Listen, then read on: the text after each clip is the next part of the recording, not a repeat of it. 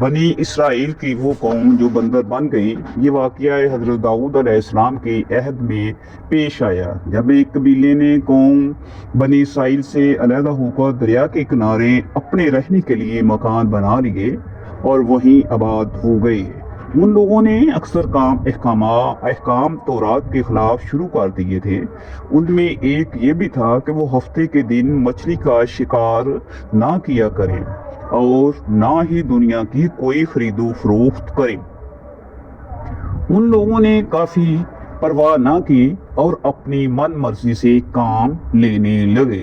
جب اس قوم نے اللہ تعالیٰ کی نافرمانی شروع کی تو پھر ان کی آزمائش کے واسطے اللہ تعالیٰ نے دریا کی مچھلیوں کو حکم دیا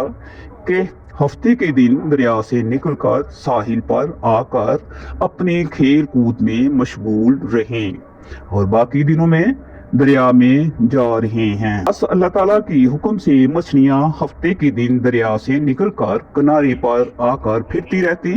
اور ہفتے کے علاوہ دوسرے دنوں میں دریا کے اندر چلی جاتی۔ آخر یہودیوں نے ان کو دیکھ کر لالچ سے ایک چال چلی کہ انہوں نے دریا کے کنارے پر نہر کھود کر وہاں اپنے جال ڈال دیے، کیونکہ ہفتے کے دن مچھلی دریا سے آ کر کھیل کود کے بعد دوبارہ دریا میں واپس چلی جاتی تھی۔ آخر وہ سب ہفتے کے دن نہر میں جال ڈال کر رکھتے اور صبح اٹھ کر اتوار والے دن مچھلی کو اپنی ضرورت اور آرزو کے مطابق پکڑ کر کھا لیتے۔ اپنی بڑی دانشمندی سے کام لے کر اللہ کو چمکا دینا چاہ رہے تھے، لیکن اللہ تو ان کی تدبیروں سے خوب آگاہ تھا کہ وہ جیسا کر رہے تھے وہ اپنے لیے عذاب الہی کو دعوت دے رہے تھے۔ ان لوگوں میں 3 فرقے بن گئے۔ ایک تو ان میں وہ لوگ تھے جو شکار کرتے تھے، دوسرے لوگ وہ تھے جو باز آ گئے تھے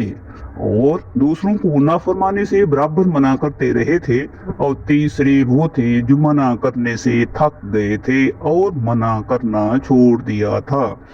تو اللہ کے عذاب کا دن آ پہنچا۔ ایک دن صبح کو اٹھے اور دوسروں کی آواز نہ سنی تو وہ دیوار پر چڑھ کر دیکھا کہ ہر گھر میں بندر ہی بندر نظر آ رہے ہیں، اور ان کی کیفیت یہ تھی کہ وہ آدمی کو پہچان کر کہ اپنے قرابت والوں کے پاؤں پر اپنا سر رکھتے اور پاؤں چاٹنے لگتے۔